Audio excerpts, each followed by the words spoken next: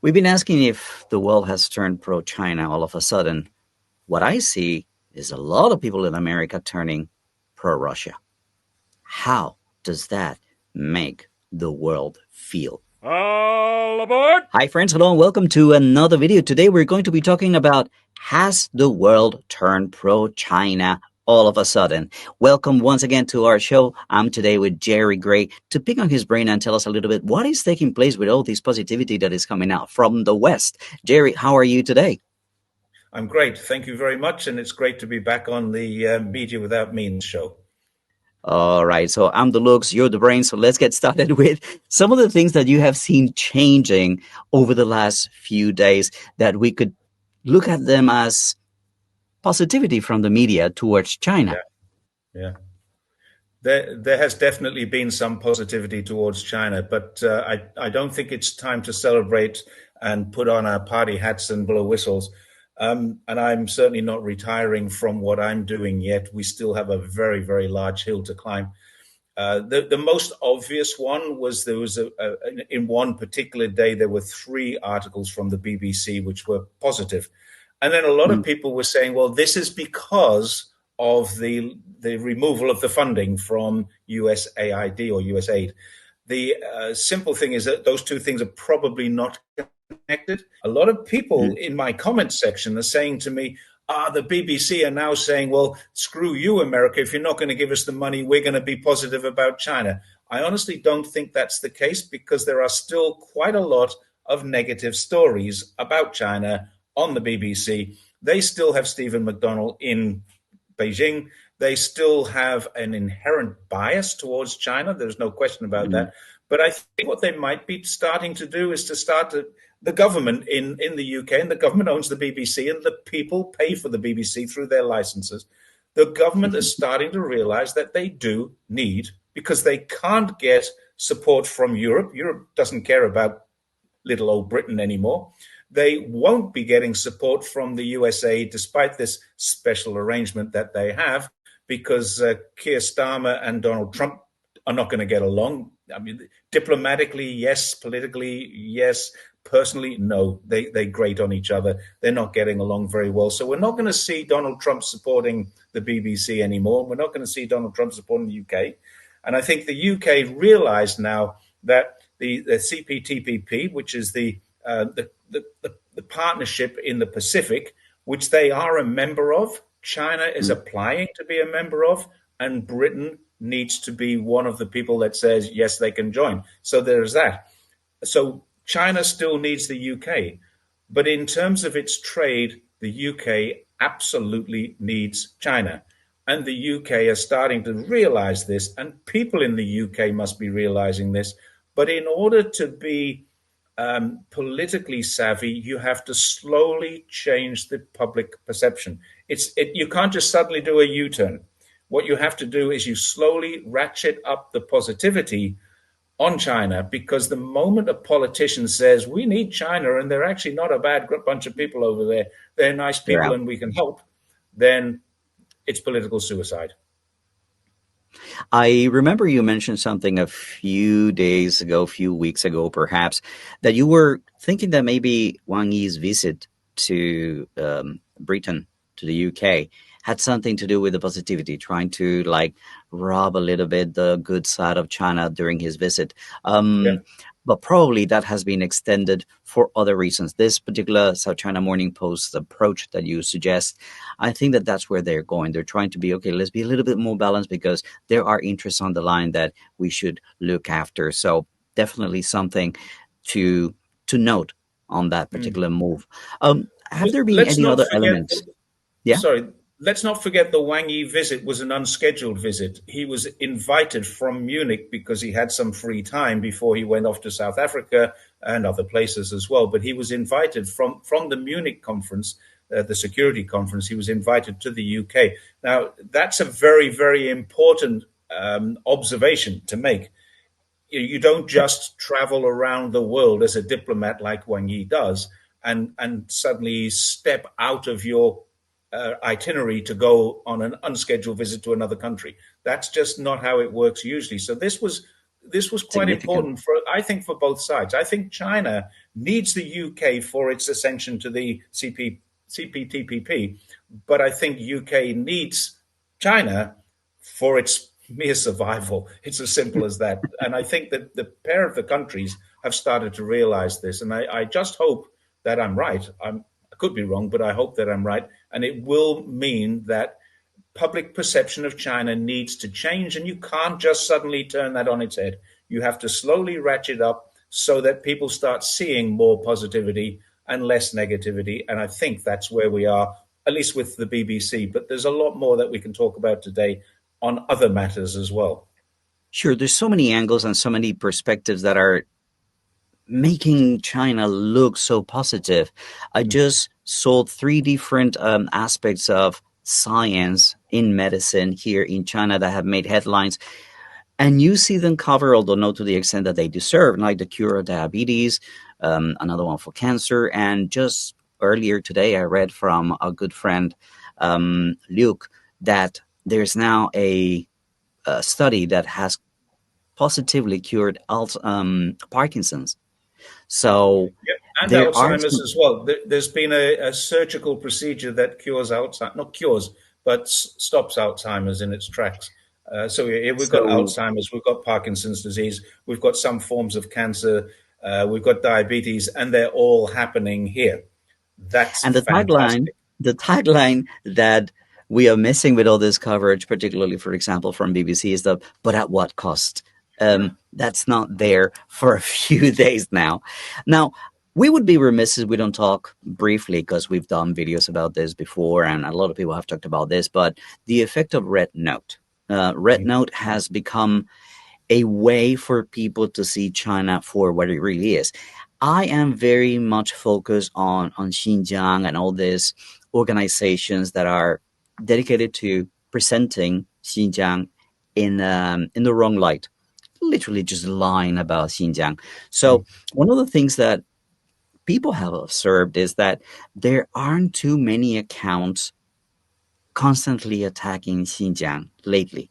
That is Mm. until the last couple of days when a tweet by some Turkish person was retweeted from 2021, if I'm not mistaken, and it's gotten a lot of views and it's gotten a lot of people talking about it. It's one of those cartoons and those illustrations from Amnesty International, and people are coming back with these accusations of forced labor or genocide or human rights abuses and whatnot. And well, what I have noticed is the amount of people just telling them to just check around the corner to see if it's raining, because Yeah. people are fed up with these lies. People are already seeing through the lies.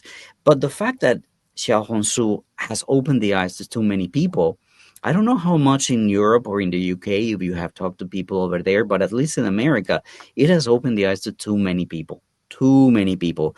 To the point where there's already a video circulating again on X, on Twitter, on the internet, of some Chinese guy asking Americans not to deprecate their country so much, to be strong and try to show the positive side of America to their followers on Xiaohongshu.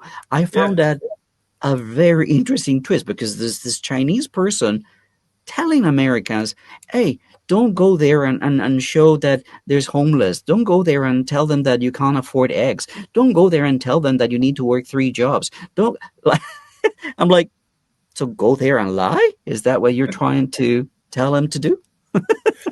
It, it it's an interesting thing. I love the word ratioed, and what I'm seeing now on things like Twitter. Now, it may be because I live in, or we live in, a kind of a bubble of agreement with a lot of people. We have our own little echo chamber where I'm very keen to block people out of my life when they are obnoxious or rude or just ignorant. If Mm. someone is not prepared to listen to what I have to say and is just going to come back and say, yeah, you would say that because the CCP pays you to do it, or your social credit score goes up, I don't want to get into an argument with those people, so I just block them out of my life. Now, that does tend to put me into a kind of a bubble of agreement where a lot of Mm. people in my following are people that I agree with who agree with me. So there's that. But when you look at one of those comments, and underneath it, there are literally hundreds and hundreds of comments that are all telling them you're an idiot. They've been ratioed, and that is telling me that there are more people on the side of truth than there are on the side of the lies. Now, Mm, one thing that we need to talk about, because you've called this, has the world turned pro-China now? I would suggest that the world has always been pro, not always, but most of the world is pro-China anyway. It is today, and it has been for a long, long time. What we're talking about here is what one of my favorite publications is Pearls and Irritations, which is run mm. by a guy called John Menadue in Australia. And John Menadue has this thing which he calls white man's media. And that is what's telling us that China is bad. Mainstream media is telling us, the Anglo Saxon English language media is telling us China is bad. And where it's not in English, where it's in another language, like in Kazakhstan, it's in Kazakh, in Uzbekistan, it's in Uzbek, in Nigeria, it's in Nigerian or whatever language, in Philippines, it's Tagalog. What we're seeing there is paid for propaganda. And from last month, we're seeing a lot less of that. Those organizations are now screaming out for funding because they've just had the funding cut. Now, let's not get too excited about that because that will probably be back. But the rest of the world, about 80% of the world, is not US funded, coerced, or influenced media. 80% of the world is reading and seeing how China really is. And that is what's happening now. Without, I agree. I yeah, agree with you with without with that the kind of, funds. yeah, The there's, funds are being kind of like managed now or frozen for a time being by Department of Defense, by Marco Rubio.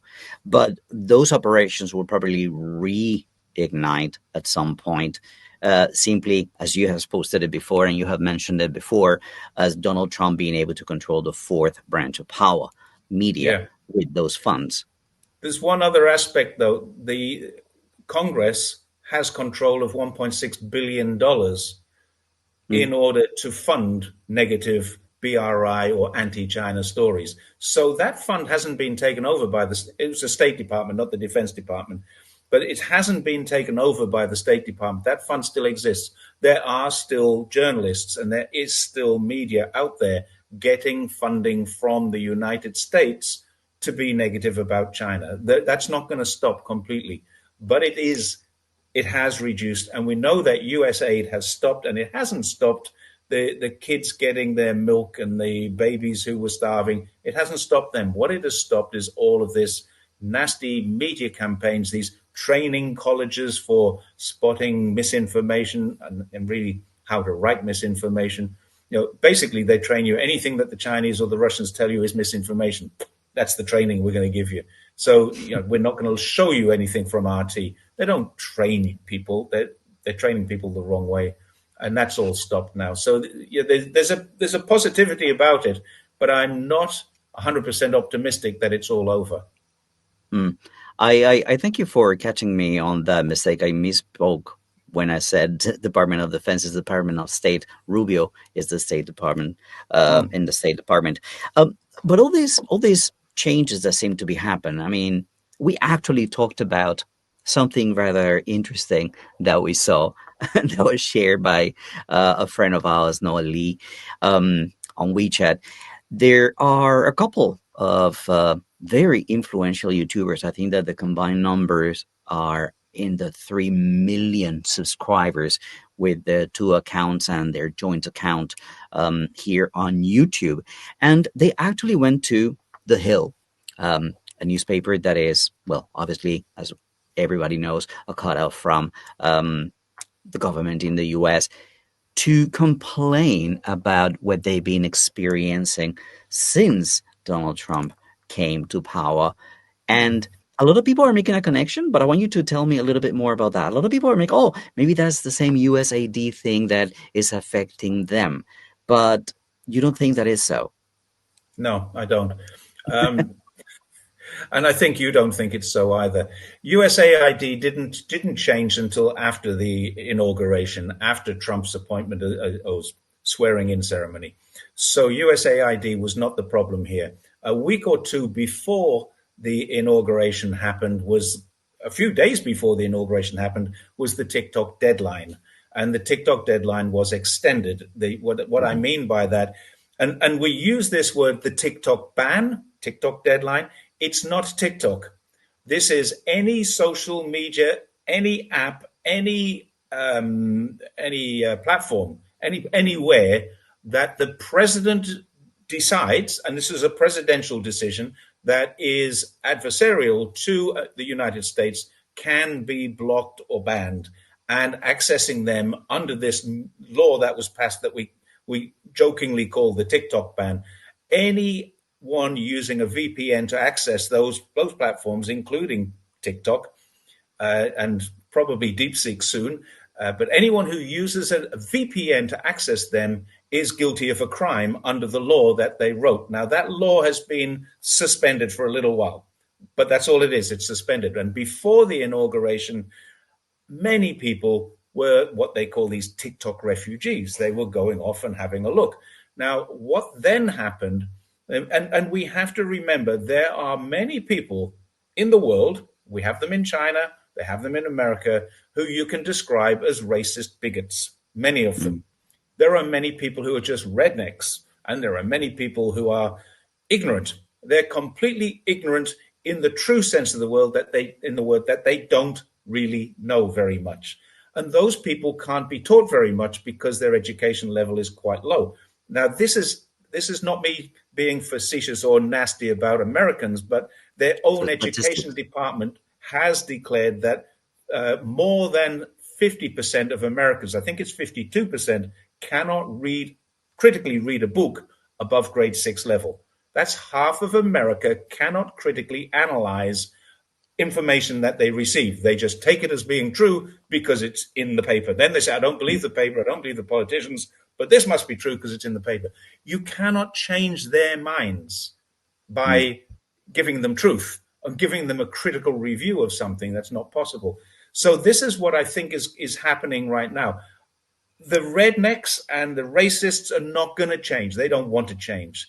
A lot of people who are completely ignorant don't want to change. But there's a hell of a lot of people who have suddenly decided that, wow, there's a big world out there I wasn't aware of. They're now on Red Note. They're now on Douyin. They're now on other platforms that China has opened up to them in English, and they're talking to people through AI translation. A lot of Chinese people speak English anyway, and they're finding the truth.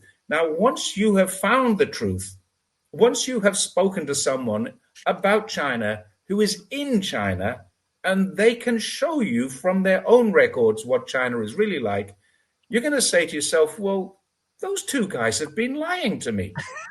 And one of them, the biggest one of them, has had a 72% decline in his viewer numbers since the inauguration. So this has nothing to do with Trump, nothing to do with US aid, nothing to do with the inauguration. This is simply because a lot of people have just found out the truth. And they're looking at this guy and saying, how have I been listening to this guy lying to me for so long? So we're not mentioning names today, but I think everybody who watches us knows exactly who they are. But if you're not sure, put a note in the comment and we'll tell you. But it's not our job to really disparage these guys. They are liars. They have been liars. They have both lived in China, and they both claim to be experts on China, although neither of them have been here in the last 10 years. One of them claims to be British when he's actually South African. Have I said too much? I'll put the video here so you know I'm not lying. Now, the interesting thing about this is we were always kind of like fighting to tell people, look, this is what we see here. This is what we see here. But it was actually Red Note and the own Chinese people, some of them who don't speak English, some of them do speak English, who were showing them the truth. And I'm like, we can't believe. So I think that the situation right now for a lot of people is like, look, you want to go talk to Chinese people? Go to Xiaohongshu, go to Red Note, talk to them. You want to get the same kind of reality, truth, and fact about China delivered to you in English or Spanish sometimes, then you can come to us. You can come and watch us and see us and well, actually learn the same things that you would learn in Xiaohongshu without the difficulty of translation or just AI, so all those things. as you said, there's still lots of work to do because this is not over. I think that the animosity towards China is just getting started. Geopolitically speaking, I think that we're seeing a shuffling of the board, and we're going to see a little bit more attacks on China. But I think that these particular elements, these particular agents of misinformation and lying, they're done. They're Mm. done. I don't think they're going to be coming back. They've tried to um, divert a little bit or try other things like reviewing this or reviewing that. That's not coming back. Yeah, And it's not just those on social media that we've talked about. It's also things like Epoch Times and the New Tang Dynasty Television (NTD), which is run by Falun Gong. These organizations are finding massive declines in their numbers. There was a guy from Falun Gong who was bemoaning this fact on one of their shows a while ago. I'm not going to link any of these shows because I don't want no, people going to have a look at them. But this is a fact you can find out for yourself. Falun Gong has also experienced exactly the same phenomenon as the social media people. Now they pretend Shenyang is in trouble in the courts. The financial controller of the Epoch Times is in trouble in the courts. The organization is in trouble in human rights issues, the whole organization. So the dance troupe has got problems. The Epoch Times has got problems. There's lots of problems going on. There's money laundering, there's human rights abuses. And this is the people accusing China without any evidence at all of what they're doing. One of their greatest claims, I'm doing some research for an article I'm writing right now. They claim to have rescued, believe this or not, 400 million people from the CCP who have now left the CCP. 400 million people have left the CCP as a result. that's their claim. There are only 96 million members of the CPC, but they claim to have rescued 400 million members of the CCP who have left the organization. I don't know how that's possible, but there you go. That's their latest claim. I need to throw in my 2 cents here because one of the journalists actually was the one behind the idea that Xi Jinping had been deposed when he first traveled outside of China and came back and was doing quarantine. Where is he? We haven't seen him. We haven't found him. Oh, he must have been deposed. Total lie, total fabrication came out not true. The other one He was had a a video heart attack last month and a stroke the month before. that oh, don't get started with the 2 cups of tea. What does that Okay. mean? She also Yeah. posted a video during COVID about body bags at funeral homes and Mm. people waiting to be incinerated. And her video, I mean, I argued at the time with a very simple video. It's like, well, is that ethical? Okay, let's say you're a journalist and that's what you're trying to portray, that's what you're trying to show. But Mm. I then went into the website that shows what is the regular death rate in Beijing alone, because she was showing about 30 or 40 body bags. Mm. At the time, it was like 5.1 per thousand, something like that. I'll probably put the picture here if I find it. 100,000. And given the population of Beijing, that would give you around 350 deaths per day in 2019, Oh, pre-pandemic. yeah. So 350, but she's showing you 30 or 40, but that becomes news.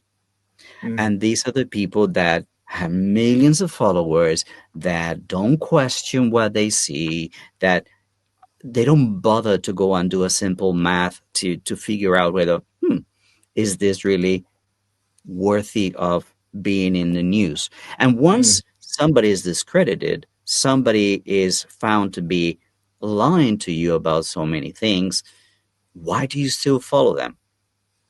Because then you have to accept your own weakness or your own fault in being Limitations. fooled. Yeah, you've been fooled, and now you're the one who was fooled, and that takes a bit of courage and a little bit of self-worth to say like, yes, sorry, I was lied to. For some people, that actually turns into anger, as we see, for example, in Xiaohongshu, people are like, we've been lied to, we've been lied to. Yeah, you've been lied to, and that's not a very positive feeling when you realize that you've been lied to. But at least they are awake. At least they're starting a process of pondering a little bit more, like Yeah. balancing information a little bit more, which is what people are asking, right? You don't need to come and believe everything that China tells you, or be 100% a China person, a supporter of China. But now you have balance. Now you have information that you can take away and build up a sense of truth, a sense of what's real out there. That's Mm. the positive side of what's taking place with Xiaohongshu, and that's what we are not seeing in some of these Falun Gong accounts. The people that are left there, that's why people call them a cult, Yeah. because it's just they're completely brainwashed and completely agreeable to whatever they say. Again, they also posted, this journalist that I was telling you about also posted that according to the leader of Falun Gong, 400 million Chinese people had died during COVID. And I'm like, hold on, that's more than the population of the United States. And yet the economy Well, did maybe not go that's up. the people they rescued from the CCP. It's the same number. Oh, they reincarnated. I didn't know that they believed in that. Anyway, there's a couple of ways to look at this. When organizations like Falun Gong and like the State Department tell you it's dangerous to visit China, you shouldn't visit China, it's difficult to travel to Xinjiang, or it's impossible to travel to Tibet, and none of these things are true. When they tell you this, they make it very difficult for you. And what we do here, and I've always said this, if you really want to know what's going on in China, come to China and ask the Chinese. That's the simple way of doing it. Now, of course, that's cost prohibitive. It's always been difficult. During COVID, it was impossible, but it's never been more easy than it is today to come to China. Now, you can do that digitally and you can do that physically, because a Mm. lot of countries, I think 56 countries now, don't need a visa for 30-day visits. Now, if you come to China and visit, I will openly welcome you to China. On Sunday, I'm meeting a guy from the United States who's coming to China, not just to visit me, he's coming here anyway, but he's going out of his way to come to Zhongshan to visit me. And I will always say this: if I'm around, if it's possible, I will meet with anybody who wants to come to China. Now, there's the difference, because the State Department says it's too dangerous to go there. You might get attacked with a knife. Yeah, that happened. You might get run over by a car. That's happened. And you might get arbitrarily arrested. That's never happened. But you're far more likely to get shot in the face by a police officer in America than you are by a police officer in China. The statistics, we've talked about it before. 7 hours. Every 7 hours on average, the US police kill somebody. And every 7 years on average, the Chinese police kill somebody. I don't know of a single person ever who's been arbitrarily arrested. And if someone can give me the name of someone who has been arbitrarily arrested, I'll retract that statement. But I don't know of anybody who has. I think I've also just met somebody, basically through you, who wants to come to Dongguan, who wants to come and visit Dongguan and wants to talk to me and say, like, show me around, tell me about what you've experienced with your 24 years in the city, the changes, and like I'm more than willing to do that if I'm still in the city. Um, that's ideally what we would like to do. Like, look, you come to China and you don't know where to start. Okay, I can show you around. I can tell you. I can Yeah. indicate the things that you could explore further by yourself if you want. Because, yeah, China is a huge country. It can be a little bit daunting. You could be It's the tempted to world's just go to largest the touristy Potemkin places. village, according to some people. Uh, there was it was there's a I think it's an African guy on Xiaohongshu who takes videos from one of these gentlemen that we were talking about. He had these two YouTubers, and he's showing a high-speed train, and the food tray is just shaking and shaking and shaking. I'm like, when have you? I mean, first of all, imagine traveling at 350 kilometers per hour, and the train is doing this. But just physically, that's not possible, right? So that can't be. It cannot literally happen. But again, it goes to the viewers. It goes to the people who just let themselves be lied to Mm. without questioning anything. 350 kilometers an hour, It something would leave the doing track. this, it's just Yeah. going to be out of the rails in no time. Yeah. So it's the people that are unreachable. I know that you introduce your channel and your social media as you're trying to talk to the people who want to know the truth and who want to, you want to Yeah. reach out to those people. There are some people who are really just beyond redemption. I believe that's right. There are many people, and this is why I'm over the years I've become quite intolerant towards those people who have a view that they're right and I'm wrong, and they've never set foot in China, and I must be getting paid to say what I'm saying. Well, yeah, okay. If I get paid, that's fantastic. I get paid because you watch me and you watch the videos and you watch the adverts, and that's my answer to these people. Thank you very much for doing that. But most of them don't watch. I mean, a lot of them, you know that they've just commented on your thumbnail.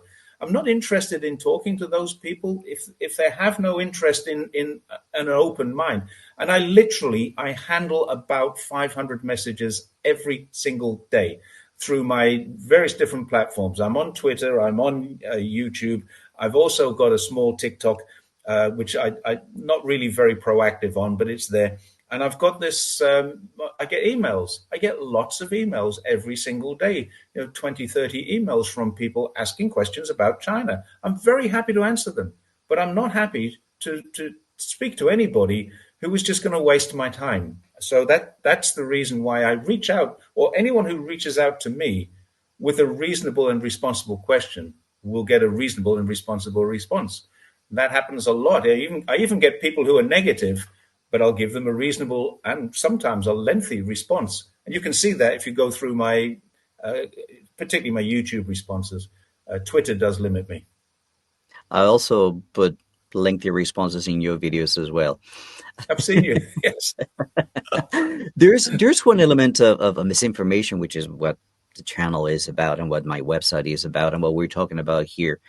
Uh, in the event of the PLA Navy doing exercises in the Tasmania Sea, the Sea of Tasmania, there was a picture that was circulating through a lot of media. I saw it in the Wall Street Journal of some people behind them, Yeah. some body of water, and then at the end, some ships, some military ships. And I was like, okay, if this is taking place 300 kilometers from shore or more, there is no telephoto lens in the world that can actually get that photo. I mean, maybe if you're Well, on another vessel, you're on another ship, perhaps. yeah.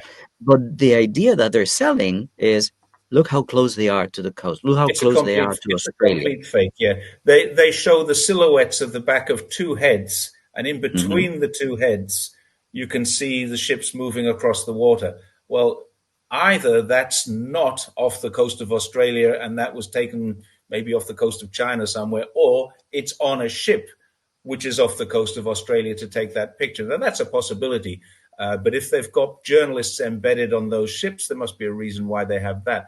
But I raised that on a post on my Twitter the other day saying Australians, bearing in mind that these ships are minimum 150 nautical miles from the coast of Australia, when you look at this picture, do you or do you not feel conned? Because you know that those ships are 150 miles away, but they are showing those ships from the shore. They're showing as if they're taking that picture from the shoreline of Sydney and look at those ships. They're right over there. They're really close. No, at one stage they were over 400 miles, not kilometers, miles away. So it's 600, more than 600 kilometers away from the shore. That is the textbook definition of misinformation and Yeah, deliberate framing of yeah. a story with an image. I also watched, I think it was the prime minister saying, talking about this exercise, and like we would have hoped that there was not sufficient antellation or sufficient warning of these Mm. exercises. So backtrack a little. There was information, but not sufficient. They did tell No, you, but they didn't give you all the details. yeah, Remember no one that in that meeting media that they has had in mentioned. Beijing on the 17th of Yeah, February, it on the was all about 17th of transparency. February, and media has ignored this completely. On the Mm, 17th of February, senior defense leaders from Australia sat down with senior defense leaders from China in Beijing in the resumption of the strategic dialogues that they had. mm, Now, these resumed last year in June when Premier Li Qiang was in Australia, and they started again this year on the 17th of February. And it was around about the 20th of February that we started to get these scaremongering stories. And one of the comments that was mentioned in the strategic dialogue, now you can read about this, believe it or yeah. not, on the Australian Defence Force. I read it on the Australian Defence Force, not in Chinese media, not in Western media, but I read it on the Australian Defence Force website that they discussed the United Nations Convention of the Law of the Sea, how they would be transparent about their operations. And this tells me they knew exactly what China was doing and had okayed it. There's nothing not to okay because it was Yeah. perfectly legitimate and perfectly legal. And then some people say, well, what about, because this is a great whataboutism, if you say it's not right for China, for America to do this off the coast of China, it's not right for China to do this off the coast of Australia. And that's true. That's true. If America were only doing one sail past this is the first one China has actually done. Mm. It's not a regular thing. So if they had only done one several years ago and that was it, people would have said, oh, that's a bit out of order and left it at that. But they're not. The Australian Air Force was in Chinese restricted airspace On and the it was warned. 13th. On the And the 13th. escal Yep, this is What are the chances that they talked about it on the 17th? Like, yeah, what are you doing, man? yeah. So the Chinese Air Force with, and I'm not kidding you here, a spy plane. That's what they call it. Even the Australian media call it an Australian spy plane, and flares were dropped in front of it. But that is, under aviation law, a perfectly legitimate, appropriate escalation after warnings have been given. You give warnings before they enter your airspace. If they enter your airspace, you drop flares in front of them. If they continue on their path, you can shoot them down. That is the international aviation law. So Let they me did. remind you. Let me Yeah, remind you of the 2024 Paris Olympics when the Taiwanese team flew back from having won a couple of medals. They had jets shooting flares in front of the plane. So it's not dangerous when they do it when they do it on purpose, but it's dangerous when you do it to another plane. You're just right. indicating, hey, pay attention to us. If you haven't seen us, here we are. Um, so it's okay to do it to Olympians, but it's Yeah. not okay to do it Now, to a spy plane. If China's ships had have been sailing towards Australian waters, then Australia has a right to feel threatened, and it has a right to prevent them. Now, I'm not sure about UNCLOS's United Nations Convention on the Law of the Seas escalation, but water cannon is part of them, and that's what China does to the Philippines. Water Mm. cannon is a genuine legal option as an escalation. But if China's ships were approaching Australian waters, they could have been water cannoned. And if they enter after being denied permission, after being warned, they could be shot down or sunk. They could be. Now, of course, Australia would be mad to do that, absolutely mad, but they just want to create a media scene about it. That's all this is. This is just media creating fear. That fear should not be there. There is no need to fear. I was telling a Chinese friend of mine last night over dinner, I said, do you know there are people in Australia who think China is ready to invade them? And her eyes went, whoa, why would they think that? Because their media tells them every day that this is true. And media is saying China is preparing for this. And that's what this sail past is. They're testing our reflexes to see if we can hold them at bay. Somebody made an interesting, very interesting comment about these three ships. One of them is a supply ship, so it's not. It's probably armed, but it's not a military ship per se. It's a Mm. supply ship. The other two are military ships, and they have the same firepower as Yes. 72% of Australia's navy. These two ships. I don't know. I think for a lot of people, just to look at the numbers of what is done to China legally, for the most part, and what China has done in Australia. I ran a search of all the different military exercises that Australian Navy and Air Force and whatnot have Yeah, done in the South China Sea, and I got the list from 2022. It's a very long list, yeah, and you don't hear Chinese people saying like, "Oh no, the Australians are going to invade us," but no, they're out there almost every month or every 2 months doing exercises as we speak. Or probably 2 days ago, the French were doing military exercises with the Philippine Navy.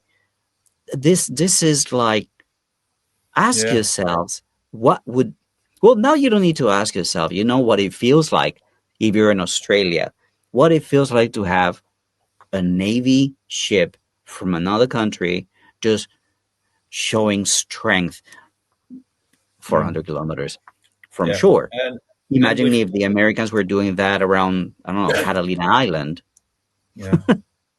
I would be very happy if these three ships. I don't know where they're going. They've passed down the bottom, and they're obviously trying to rescue Tasmania from the People's Republic of Awesome. Australia, and the Republic of Australia and the People's Republic. I saw that meme as well. But they've passed down the south, and I don't know where they're going, and I'm sure others do, but I don't know where they're going. I haven't researched this, but I'd be really happy if they just continued on all the way down the south and then all the way up the southern continent of South America, and then stopped in Cuba for a few days just for a replenishment and a chat with the local Cubans. Yeah, I think to that would be a wonderful experience because that's exactly what America are doing by having properties in Guam, Japan, South Korea, and and military bases in Taiwan, which is a province of China that they recognize. So they've actually invaded Taiwan, legally it is a invaded slow Taiwan motion under the invasion. United It's a Nations slow Charter. motion invasion of Taiwan. Yeah, correct. I Yeah. always ask these three questions. Does China have troops in Taiwan? No. Nope. Does China has armament in Taiwan? No. Does China break diplomatic protocol when it comes to Taiwan or Well, China or the US? technically, China No. does have troops in Taiwan, and technically, China does do all of these things because Taiwan is China. So, Yes, yes, but I'm you know, saying it's not. You know what I'm trying to say. yeah, These are U.S. troops in Chinese territory. That is agreed by State Department, all the three communiques, mm, 180 something countries, the UN, everybody from the Cairo to everybody yeah, agrees that Taiwan belongs to China. Interesting to see. There's also been a lot of news talking about the removal of that particular sentence in the State Department website, which says we do not support the independence of Taiwan. Um, mm. what's your take on that? And is that the world turning pro-China? No. I'm a little frightened by the fact that they've removed that because um, I wrote an article and made a video the other day about presidential promises. They're not worth the paper they're written on. Kind of prove this by going back in time to the formation, even the colonies before the formation of the United States of America. The colonies, the American colonies, were reneging on treaties that they'd signed with the locals. And they've reneged on pretty much every treaty that's been signed. I think I found the number was 368 broken treaties with their native Americans. So I mean that's not 368. That's not like a percentage. All 368 treaties that were ever entered into have been broken. That's how they operate. And we now know that three presidents have come to China, and three presidents have said we recognize Taiwan. Three presidents have said we will pull out of the arming and the troops. But I think it was just after Carter did that, he said we're going to pull all the troops out of Taiwan. The Congress said no, we're not. We're going to write the Taiwan Relations Act, which gives Congress the approval that the president doesn't have. So we've overridden the president's decision. So that tells you there's no point in dealing with the US president, none whatsoever. Now, what they've done is they've removed this phrase, we do not support independence. Now, what does that mean? It now means that they have, and I didn't call this salami slicing, I call this sashimi slicing, because on the same day in the same week, or in the same week, not necessarily the same day, Japan recognized that people who are long-term residents of Japan could use the name Taiwan as their country of origin. Instead of China Taipei or Chinese Taipei, they're now allowed to use Taiwan. So the same day or the same week, I think, that America removed the we don't support independence clause, Japan salami sliced or sashimi sliced another little piece of the wedge away. And this is what they're doing. It's just one little thing. You called it a slow motion invasion. Other people have called it a salami slicing. They are literally taking one step at a time until the point where there's no salami left and there's only slices, and it's all history. And that's what China But they is were trying so to say, upset with slow down. the turmoil in South Korea. Yeah, well, that's another story, isn't it? That's we're losing control of a puppet. But the other thing that I'm very concerned about, and again, we are probably the only source of this kind of information that you people get about this, what's taking place in Latin America. Because you see now that there are talks out there so that Mexico starts imposing tariffs on China in order to congratulate themselves with the US so that their tariffs are just waived or reduced or whatever. So I can see a movement in Latin America where America starts to squeeze these countries into doing things like, well, either impose tariffs on China or maybe go the way of, you know what I'm trying to say. Yes. Um, I don't think it, America has the clout anymore. They think they do. They believe they do. But I think the rest of the world is now looking and saying maybe they don't. But it mm, needs to be tested. And Colombia, your own country, tested it a couple of weeks ago. And both this countries too. claimed a victory on this, but Mm. America didn't win. But it did claim a victory because it got what it wanted. So, but it didn't win the way that it wanted to win. And I think we're going to see, particularly after the BRICS conference is next month in Brazil, and I think we're going to see the global South now realizes that it is collective. We're going into a global South collective now. The global South has the power, which it never had before because it never had the unity. But now it has the power to say to the United States, we, as a group, the global South, do not want to conform with your conditions. Now, what Trump has said, he'll put 100% tariffs, 150% tariffs. He can put 1,000% tariffs on it. It really won't make any difference. If one country stops trading with the United States and starts trading only with the global South, but only But if we, all countries in the global South agree. Because what's happening, and I know this for a fact, I'm going to do a show on this in a few months' time when this is all over. I've got a friend here his company has been sanctioned by the Americans. And mm, because his company has been sanctioned, the Bank of China won't give him the money that he has to keep his business afloat. This is money inside of China that he needs, and he needs access to it because the Bank of China is saying, well, you've been sanctioned by America. So if we overturn their sanctions and we give you the money, they can sanction us. So there's the fear. This is a collective fear that the rest of the world has, not about them being sanctioned themselves, but about them helping someone who is sanctioned. and then being sanctioned themselves. This is the fear that America does. This is the bully of the global north. They are saying we will sanction anybody who breaks our sanctions.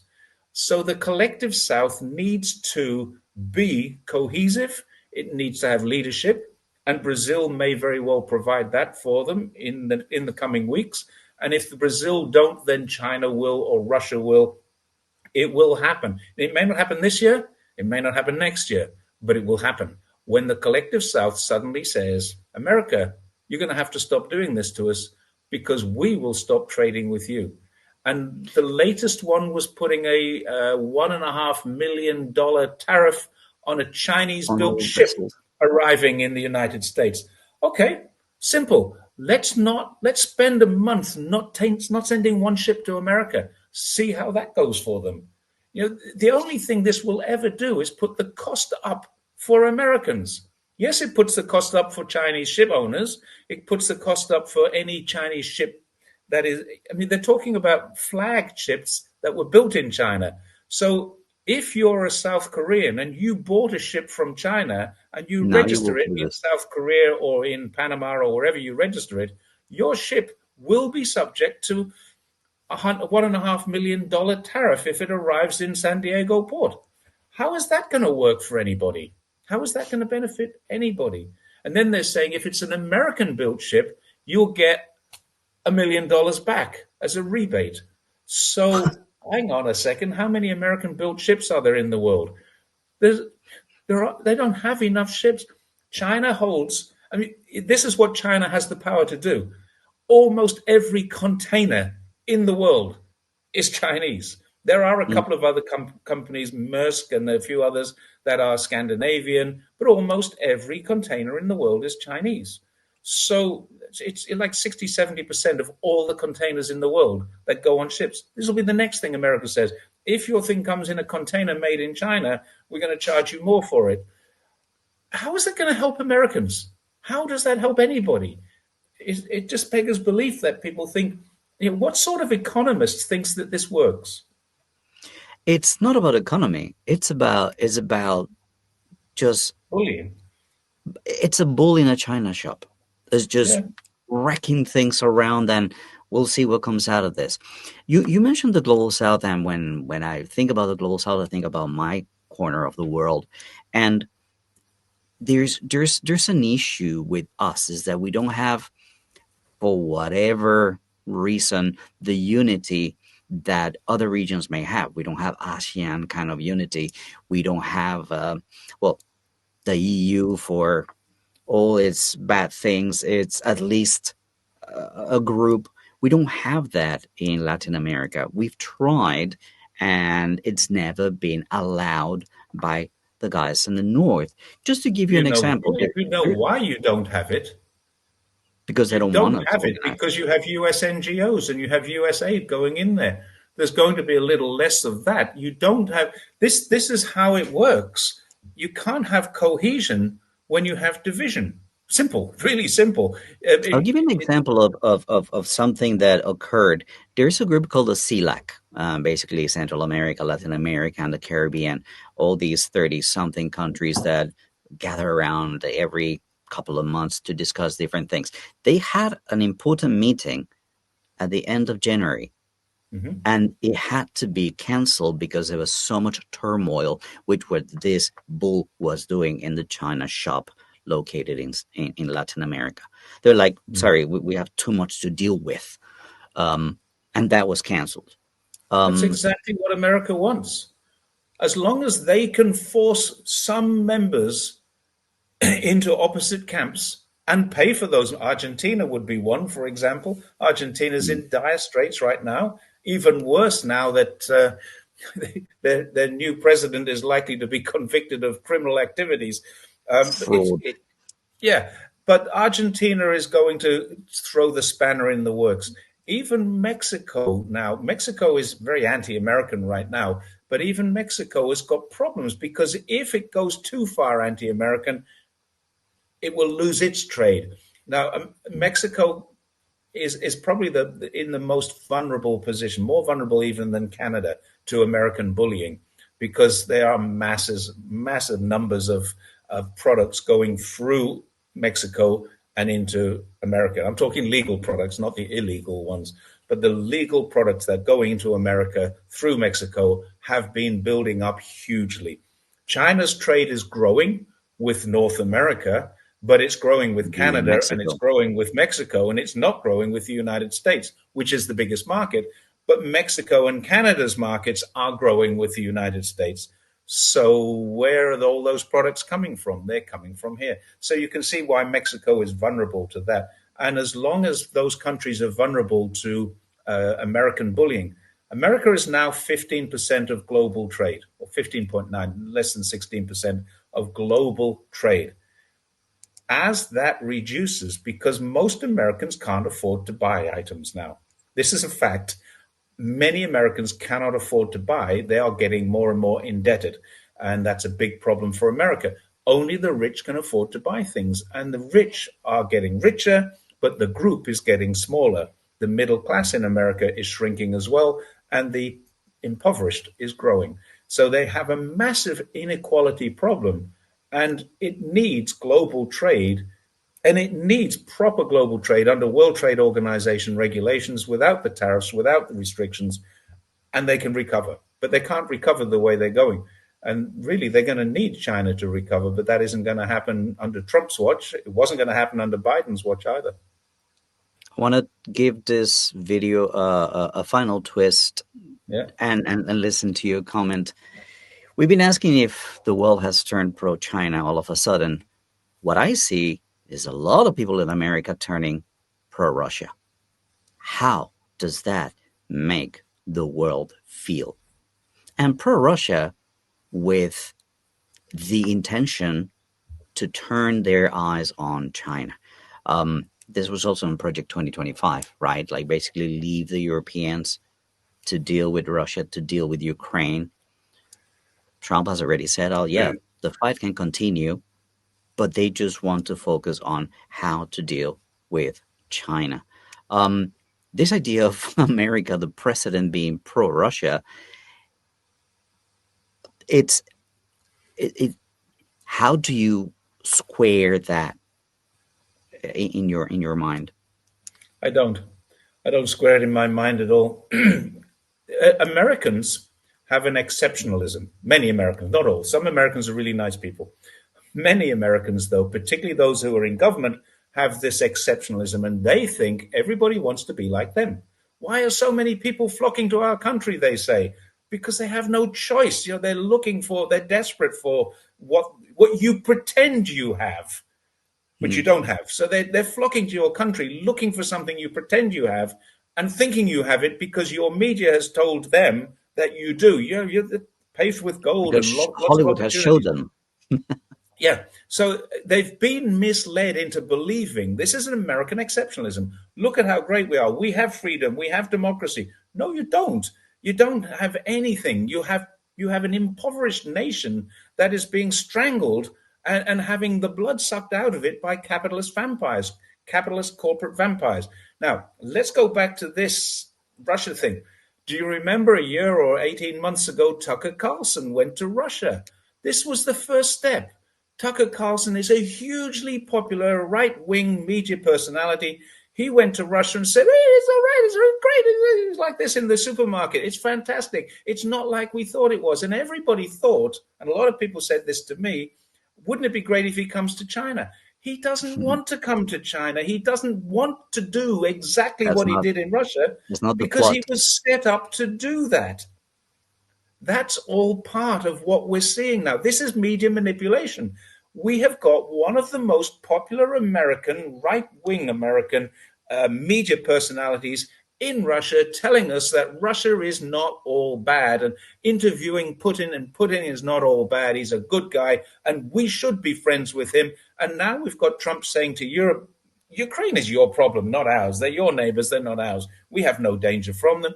And then we've got Trump saying to Putin, I want to do deals with you. And Putin saying, okay, let's do deals. But Putin has been on record many times. It doesn't matter which president you deal with. They come in a suit with a different color tie. It just doesn't matter what you deal with because you can't trust them. They don't change their policies, they don't change their ideas, they just use. And that's what Putin knows. Now, Putin and Xi Jinping are great mates. They've met several times. They've been to the games together. They've done things together. They've visited each other's countries many times or several times. These guys know. I can't. We're talking about this reverse Kissinger thing. People saying, "Oh, well, they're going to turn around and get using Russia to hive it away from China as they did China in 1976." No way on earth. It's extremely naive to think that Putin is that stupid.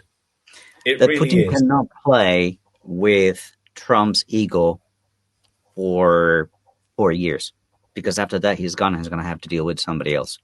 Now, I want to wrap up this video with a question that I hope we can address, you and I, at some point. Okay. We're talking about leaders that have been in power for quite some time, both Putin and Xi. Who's coming next? How will that shape? It's an interesting one. Because a lot How of will people that said, shape the world we live in? Because we're looking at people in their 70s, close to their 80s. What's next for the world order, and how will that reshape what we are seeing taking place now? But is the clock running out? no. First of all, Xi Jinping is only 1 year older than me, and I reckon I could do the job. No, I'm just kidding about that bit. But yeah, he's only 1 year older than me. So I mean, I don't consider myself too old to have a decent job. I just don't want one. And so I think he's okay in that respect. But think about where he came from. He came through a process of elections and selections, and he's come through an incredibly rigorous learning process for himself as well. You do not get to be a local party secretary until you have been educated. You've got to be a confirmed Marxist, confirmed socialist. Now, you may have different interpretations on how they're going to work if you get into power, as Xi Jinping did, as Deng Xiaoping did, as Mao did. Mao and Deng Xiaoping couldn't have been more polar opposites, but they were both socialists. And now you've got Xi Jinping, who's a little bit more like Mao, less like Deng Xiaoping. But I mean, even that, you can't say they're the same. They're not. Now, whoever comes through next, and there is a Politburo of 9 people, 8 people, including Xi Jinping, any one of them could, but they're all getting quite old. A lot of people have said, well, wouldn't Wang Yi be great? But Wang Yi is the same age. So if Xi Jinping is going to retire, then Wang Yi must retire fairly soon afterwards. You've got a few people. Another great one would have been Wang Huning, but he's even older. So yeah, we're coming to a time when China is going to go through a process of change, but the people who are selected and elected to manage that change have come through the same rigorous training, the same experiential learning, and have the same communist background. I mean, people say China's not communist. Okay, it's not capitalist either. It's socialist with Chinese characteristics, and everybody understands what they are. I would suggest that whoever comes next is got huge boots to fill, but is going to be okay, whoever it is. I don't know who it is. I wrote an article and sent it to the Global Times and said, oh, we're not publishing this. we can't publish speculation on what's happening after Xi Jinping. Okay. We have yet to speculate a little bit of what the situation would be in a country like Russia. I mean, the same thing. I think that Lavrov is just such a statesman at the same stature of Wang Yi, but those are not the people to fill those boots. They're not. That's not their role. So yeah, that's a question that we're going to address in another video. Jerry, my friend, I think probably we've got the 2 sessions coming up next week or the week after next. Yeah, very soon. We're not going to get announcements about what Xi Jinping is doing, but I would suspect that he's in his last 1 or 2 years. Mark our words. Yes. All right, friends, that's all the time for today. Thank you so much for watching. And once again, if you like the content that we put out, make sure to hit the like button, comment, subscribe, share, and yeah, let's help these pro-China channels pro-truth channels grow a little bit more with your following. Thank you so much, guys, and until we see you again, take it easy and bye for now. Bye-bye, everyone.